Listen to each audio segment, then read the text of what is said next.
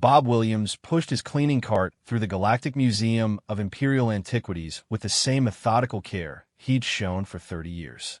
The Valerian curators barely noticed him anymore. He was furniture, background, just the human janitor who kept the marble floors spotless and never asked questions.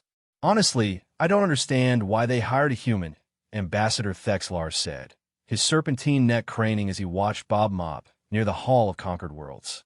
"They have such short lifespans. Hardly worth the training investment." Director Quelris clicked her mandibles in agreement. Museum board policy. Something about diversity quotas. At least he's thorough. Bob smiled to himself and kept mopping. He'd heard all before. The day everything changed began like any other. A delegation from the Archivist Guild arrived to catalog the museum's most dangerous artifacts, the Crown Vault. 73 crowns from 73 dead empires, each one a repository of power so immense that most species couldn't even approach them without psychological damage. The crowns choose their bearers, High Archivist Mordain explained to the assembled staff. They contain the psychic imprint of every ruler who wore them. Most people who enter the vault are driven mad by the weight of so many royal presences. We've erected psionic barriers, but even our most trained archivists can only tolerate brief exposure. Bob was cleaning the corridor outside when the delegation entered. Through the open vault door, he glimpsed the crowns on their pedestals, some jeweled, some simple, all radiating an oppressive weight he could feel even from the hallway. Then the alarm shrieked.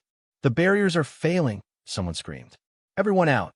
Staff fled as psionic energy erupted from the vault. Bob saw Quelris collapse, clutching her head. Thexlar slithered past him, his scales pale with terror. Even the High Archivist stumbled, blood trickling from his nose.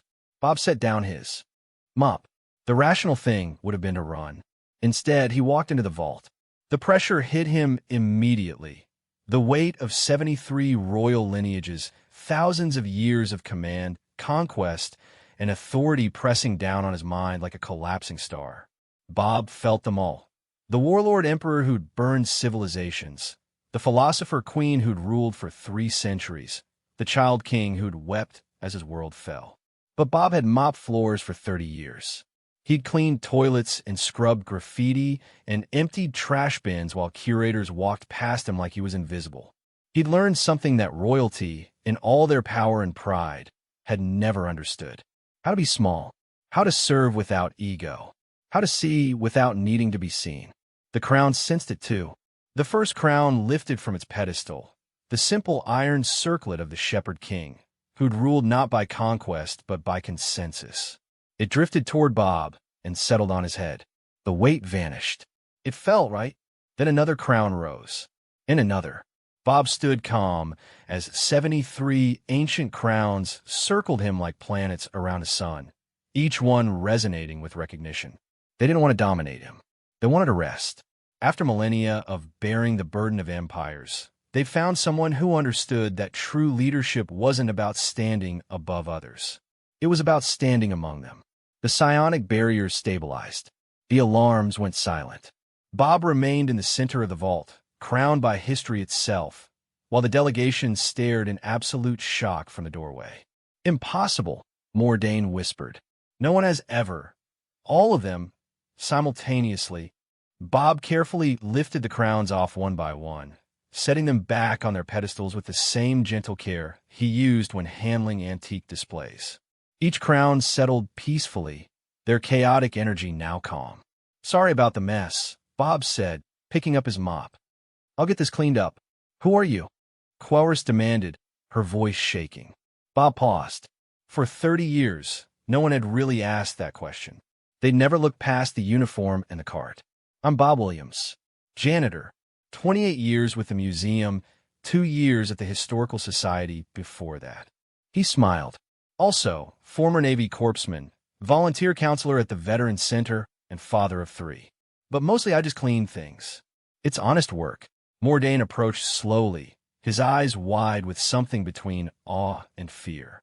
"The crowns chose you. All of them. Do you understand what that means?" "Means I have a steady hand and a quiet mind," Bob said. "Useful for cleaning. apparently useful for other things too. The director issued a new museum policy the next day.